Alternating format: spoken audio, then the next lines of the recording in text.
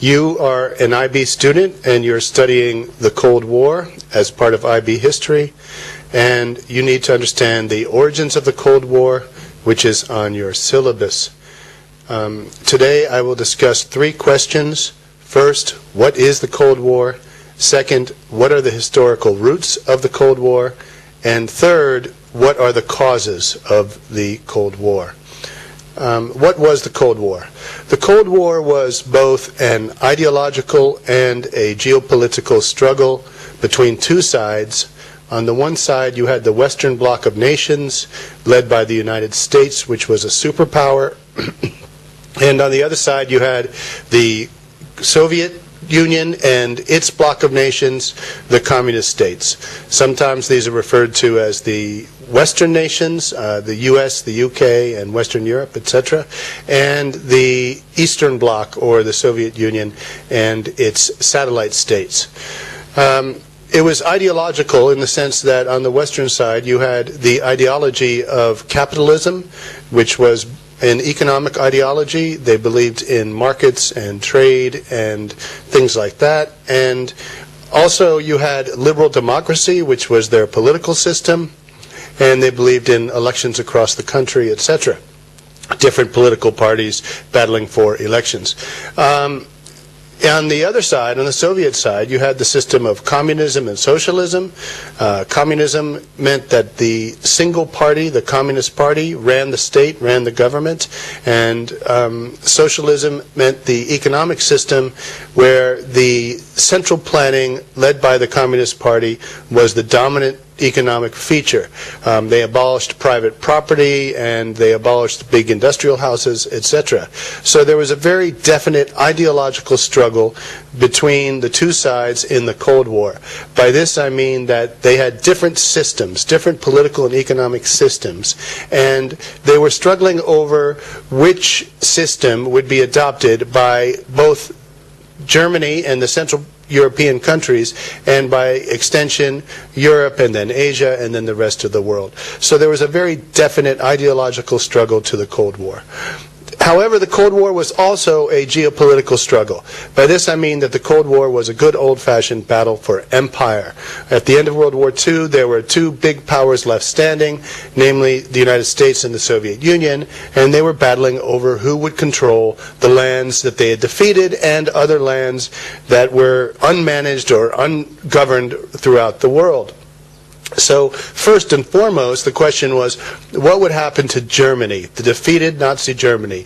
What would happen to this big, important Central European power that had started World War II? How would defeated Nazi Germany be handled?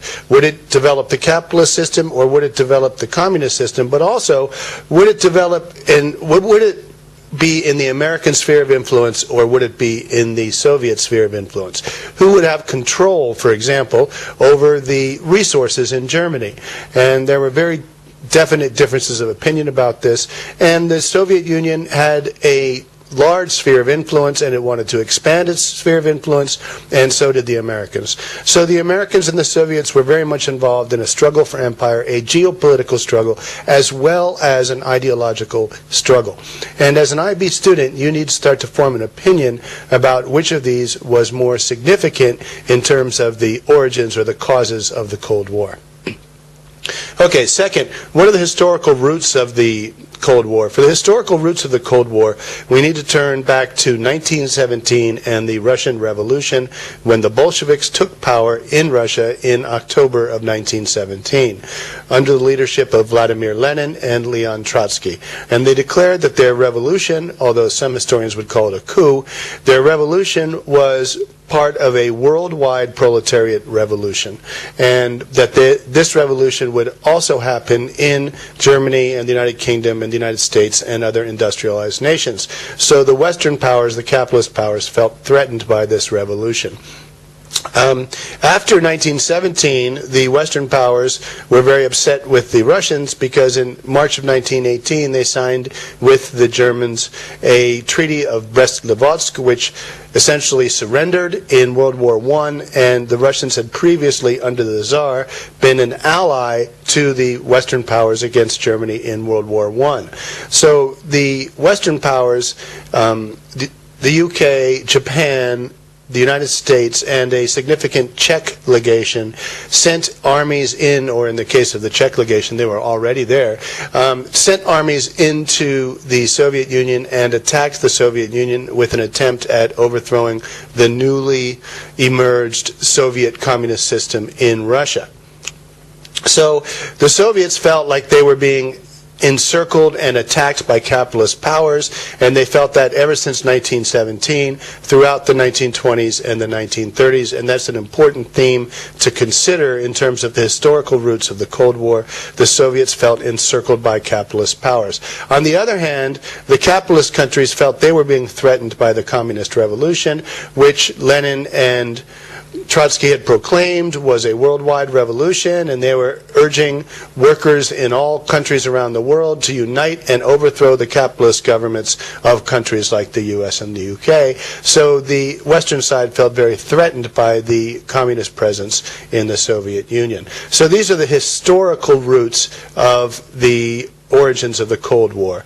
Now, throughout the 1920s, of course, European countries went through many upheavals, many economic crises, and in the Soviet Union, Joseph Stalin emerged as the dictator of the communist country in the Soviet Union.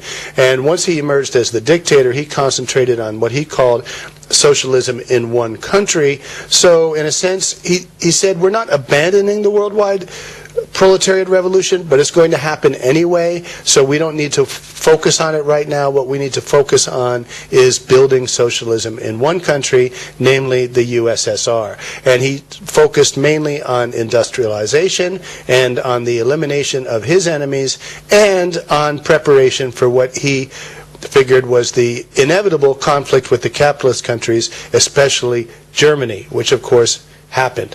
In June of 1941, Nazi Germany under Adolf Hitler violated a pact, an agreement that he had signed with the Soviets 2 years before, and Nazi Germany invaded the USSR in what would turn out to be by far the biggest and bloodiest front in World War II.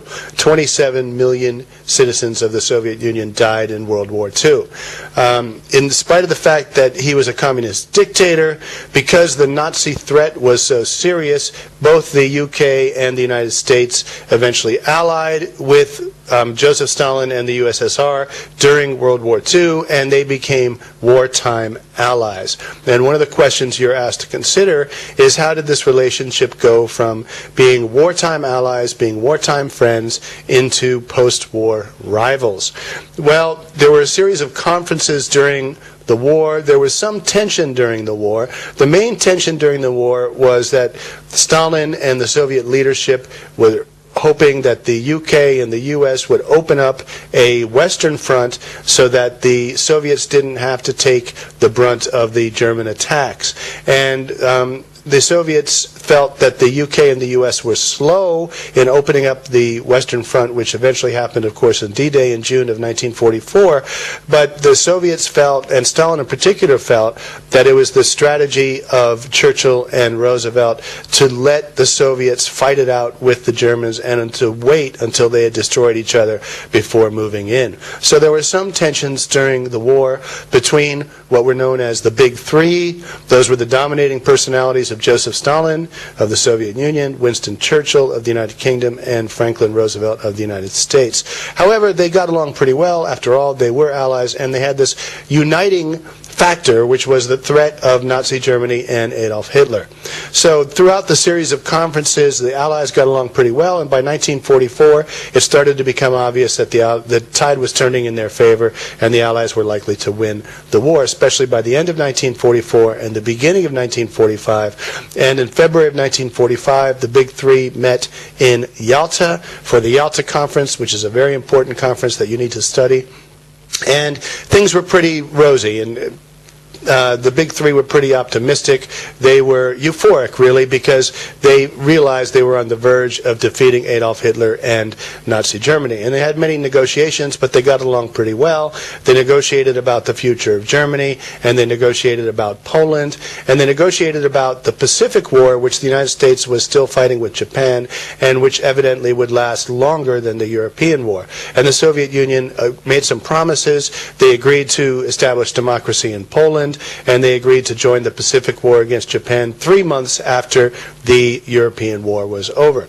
So Yalta, which is a very important conference that you need to study, Yalta, of course, is in the Crimea, which is in the Ukraine today, but which was part of the Soviet Union. It was in a former Tsar's palace, and that's a very important conference that you need to study and to really get the details of the Yalta Conference. And things were pretty good. But the next big wartime, actually a post-war conference or post-European war conference that happened was in July of 1945, and that was at Potsdam. And you need to study Potsdam as well. Keep straight the facts between Yalta and Potsdam, which is a mistake that many students, IB students, make, getting those two conferences mixed up. In Potsdam, things were much more tense. Hitler had already shot himself in the mouth after he shot his dog and his wife, and Hitler was dead, the Nazis were defeated, and now there were going to be some serious negotiations about what to do with the defeated Germany. Also, very importantly, FDR, Franklin Roosevelt, had died in April of 1945, so now representing the United States at Potsdam was a new president, Harry Truman, who had much less experience than Franklin Roosevelt. Also, during July of 1945, the British voted out Winston Churchill and the Conservative Party, and they voted in Clement Attlee and the Labour Party, so there was a change in government in the UK as well. So Stalin was the only one remaining of the original big three. During the Potsdam Conference, the British government changed from the Conservative Party and Churchill to the Labour Party and Clement Attlee. So Clement Attlee and Harry Truman, in Stalin's opinion, didn't carry as much weight as Churchill and Roosevelt had, and Stalin became more imperious, and he became more demanding at Potsdam than he was at Yalta, and the tensions were much higher, and you could already sense some tension, some post-war tension between the Soviets and the Western side at Potsdam.